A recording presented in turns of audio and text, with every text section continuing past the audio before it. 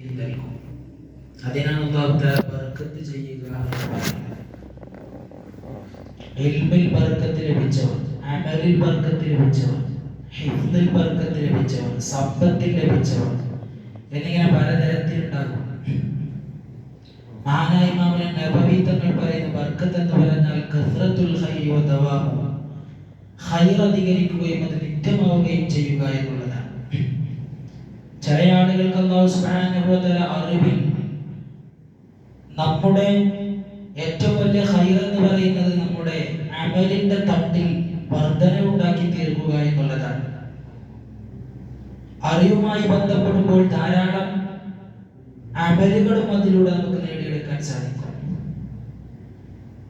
മഹാനായ ഇമാം ശാഫിഈ റളിയല്ലാഹു അൻഹു, അദ്ദേഹം മഹാനവറുകൾ വലിയ പണ്ഡിതനാണ്. അദ്ദേഹത്തിന്റെ അറിവിൽ അല്ലാഹു തആല ബർക്കത്ത് ചെയ്തതിന്റെ അടയാളമായി മഹാത്മാക്കൾ സൂചിപ്പിക്കുന്നത് ഒട്ടേറെ ആളുകൾക്ക്, അനേക ലക്ഷോപലക്ഷം ആളുകൾക്ക് അദ്ദേഹത്തിന്റെ അറിവ് കൊണ്ട് ഉപകാരമുണ്ടായി എന്നുള്ളതാണ്. ധാരാളം ആളുകൾക്ക് ഉപകാരമുണ്ടായി, ഖൈറിലേക്ക് ആളുകൾ അടുത്തു. അങ്ങനെ അദ്ദേഹം 4 മദ്ഹബുകളുടെ ഇമാമുകളിൽ ഒരാളായി തീർന്നു. ആലിമു ഖുറൈശ് യബ്ലഉ തിബാഖൽ അർദി ഇൽമ എന്ന് ഹബീബായ റസൂലുള്ളാഹി സ്വല്ലല്ലാഹു അലൈഹി വസല്ലം തങ്ങൾ പറഞ്ഞിട്ടുണ്ടല്ലോ. ഒരു ഖുറൈശി പണ്ഡിതൻ ഭൂമുഖം അറിവ് കൊണ്ട് നിറക്കുമെന്ന് പറഞ്ഞത് മഹാനായ ഇമാം ശാഫിഈ തങ്ങളെ കുറിച്ചാണ്. പിൽക്കാല പണ്ഡിതന്മാർ അദ്ദേഹത്തിന്റെ വൈജ്ഞാനികമായ സേവനവും ആ വിജ്ഞാനത്തിൽ അദ്ദേഹത്തിന്റെ ബർക്കത്തും ലഭിച്ചത് മുഖേന ആളുകൾ സൂചിപ്പിച്ചിട്ടുണ്ട്. മഹാത്മാക്കൾ അദ്ദേഹത്തെ കുറിച്ചാണ് പറഞ്ഞത്. അത്രമാത്രം അറിവിൽ അല്ലാഹു തആല ബർക്കത്ത് ചെയ്യും, സമ്പത്തിൽ അല്ലാഹു തആല ബർക്കത്ത് ചെയ്യും ചില ആളുകൾ. എങ്ങനെയാണത്? ധാരാളം ഖൈറാത്തുകൾ അവർക്ക് വർദ്ധിപ്പിക്കാൻ സാധിക്കും. ധാരാളം ഖൈറാത്തുകൾ, അമലുകൾ, എങ്ങനെയൊക്കെ അവരുടെ നന്മയുടെ ഏടുകൾ കട്ടിക്കൂട്ടുവാൻ അവർക്ക് സാധിക്കുമോ ആ രൂപത്തിൽ അവർ സമ്പത്തിൽ ധാരാളം അല്ലാഹു തആല ഖൈർ ചെയ്യും. അങ്ങനെ എത്രയോ ആളുകളുണ്ട് സമ്പത്ത് നല്ല രൂപത്തിൽ ചെലവഴിക്കുന്നവർ. ഏറ്റവും വലിയ ഞാൻ പേടിക്കുന്ന, എന്റെ ഉമ്മത്തിന്റെ മേൽ, എന്റെ സമൂഹത്തിന്റെ മേൽ ഞാൻ പേടിക്കുന്ന ഏറ്റവും വലിയ 2 ഭയപ്പാടുകൾ, ഭയാനകതകൾ എന്ന് ഹബീബായ തങ്ങൾ പഠിപ്പിച്ചത് ഇൽമുമായിട്ടുള്ള ബന്ധം ഉപേക്ഷിക്കുകയും ബർക്കത്തില്ലാത്ത, ഉപകാരമില്ലാത്ത സമ്പത്ത് നേടിയെടുക്കുകയും ചെയ്യുക എന്നുള്ളതാണ്. 2 പ്രശ്നമാണ്. നമുക്ക് അറിവും വേണം, അതിനനുസരിച്ചുള്ള അമലും വേണം. ഇല്ല എങ്കിൽ അത് നമ്മുടെ നാശത്തിലേക്ക് എത്തിക്കും. ഹബീബായ റസൂലുള്ളാഹി സ്വല്ലല്ലാഹു അലൈഹി വസല്ലം തങ്ങൾ അറിവിന്റെ വിപത്തായി പറഞ്ഞത് അഹങ്കാരമാണ്. ആഫത്തുൽ ഇൽമി അൽ ഖുയലാ എന്നാണ്. അഹങ്കാരം, അഹങ്കാരികളായി തീരും ആളുകൾ.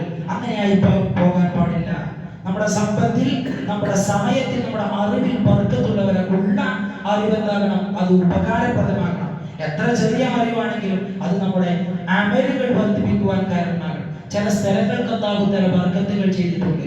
നമുക്കറിയാമല്ലോ, അല്ലാഹു തആല വിശുദ്ധ ഖുർആനിൽ പറഞ്ഞു, മസ്ജിദുൽ അഖ്സയുടെ ചുറ്റുഭാഗം അവർക്ക് അല്ലാഹു തആല പ്രത്യേകമായി ബർക്കത്തുകൾ നൽകി. എന്താണ് അതിന്റെ ബർക്കത്ത് എന്ന് പറയുന്നത്? മഹാത്മാക്കളായ അമ്പിയാക്കളുടെയും ഔലിയാക്കളുടെയും മഖ്ബറകൾ അവിടെ നിറഞ്ഞു നിൽക്കുകയാണ്. മഹാത്മാക്കളുടെ ആ ശറഫാക്കപ്പെട്ട ശരീരം മറമാടപ്പെട്ട സ്ഥലത്തിന് ചില പ്രത്യേകമായ ബർക്കത്തുകളുണ്ട്. അവിടെ നിന്നുകൊണ്ട് മഹാത്മാക്കൾ അതുകൊണ്ടാണ് പറഞ്ഞത്, ഒരാൾ തന്റെ ഗുരുവിന്റെ മുമ്പിൽ നിന്നുകൊണ്ട് സൂഫിയാക്കളുടെ ഗ്രന്ഥങ്ങൾ രേഖപ്പെടുത്തി വെച്ചതായി കാണാൻ സാധിക്കും. തന്റെ ശൈഖിന്റെ മുമ്പിൽ ചെന്നുകൊണ്ട് അവർ ചെയ്യുന്ന ഏതെങ്കിലും ചെറിയ സുഹൃതം പോലും ലൈലത്തുൽ ഖദ്റിൽ ഒരു മുഅ്മിനിന് ലഭിക്കുന്ന പ്രതിഫലം പോലത്തെ പ്രതിഫലം ലഭിക്കുമെന്ന് സൂഫിയാക്കൾ പറഞ്ഞിട്ടുള്ളതിന്റെ കാരണം എന്ന് പറയുന്നത് അവരുടെ മഹത്തായ ഗുരുവിന്റെ സമീപം എന്ന് പറയുന്നത് അല്ലാഹുവിന്റെ തിരുനോട്ടം ഇറങ്ങുന്ന സ്ഥലമാണ്. ഔലിയാക്കന്മാരുടെ സമീപം എന്ന് പറയുന്നത്. അതുകൊണ്ട് തന്നെ നമ്മുടെ മഖാമുകളിലേക്ക്, മഹാത്മാക്കളുടെ സമീപങ്ങളിലേക്ക്, ആ ജിവാറുകളിൽ നമ്മൾ ചെന്നിരുന്നുകൊണ്ട് നമ്മുടെ യാസീനുകളും ഖുർആനുകളും അദ്കാറുകളുമായി മുഴുകുന്നത് എന്തുകൊണ്ടാണ്? അവിടെ അല്ലാഹു തആലയുടെ പ്രത്യേകമായ റഹ്മത്ത് ഇറങ്ങുന്ന, ബർക്കത്ത് ഇറങ്ങുന്ന പ്രത്യേകമായ സ്ഥലമാണ്.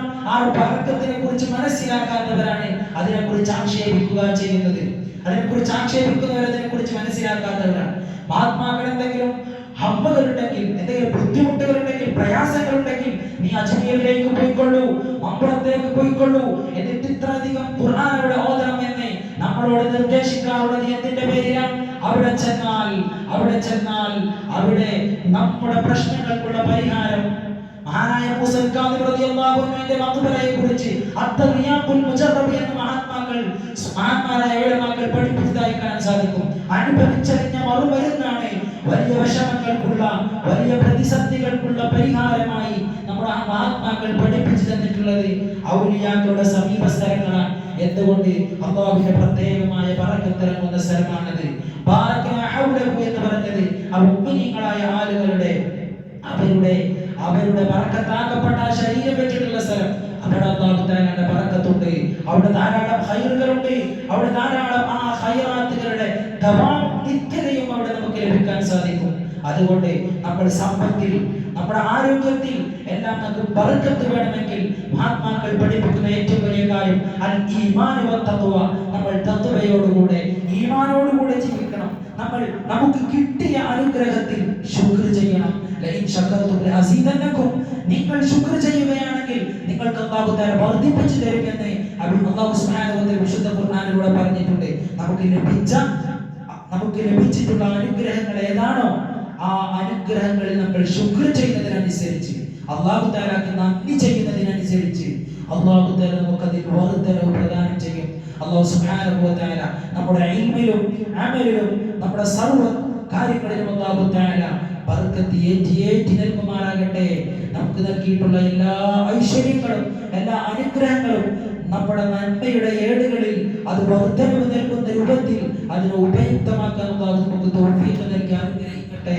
നമുക്ക് വേണ്ടി നമ്മളെ സഹായിക്കുന്ന ധാരാളം ആളുകൾ നമ്മുടെ വിദ്യാർത്ഥികളുടെ ഭക്ഷണത്തിലേക്കും അതുപോലെ നോമ്പ് തുറയിലേക്കും നമുക്ക് സഹായിക്കുന്ന, പലപ്പോഴും നമ്മുടെ എല്ലാ കാര്യങ്ങളിലും സഹായിക്കുന്ന ധാരാളം ആളുകൾ അല്ലാഹു സുബ്ഹാനഹു വ തആല അവർക്ക് എല്ലാവർക്കും ഈ ലോകത്തും അർഹമായ പ്രതിഫലം നൽകി അനുഗ്രഹിക്കട്ടെ. അല്ലാഹു സുബ്ഹാനഹു വ തആല നമുക്ക് എല്ലാവർക്കും നാഫിയായ ഇൽമിനെ പ്രദാനം ചെയ്യട്ടെ. വിശുദ്ധമായ ലൈലത്തുൽ ഖദ്റിനെ പ്രതീക്ഷിക്കാവുന്ന രാവാണ് ഇനി അടുത്ത നമ്മുടെ 23ാമത്തെ രാവ് എന്ന് പറയുന്നത്.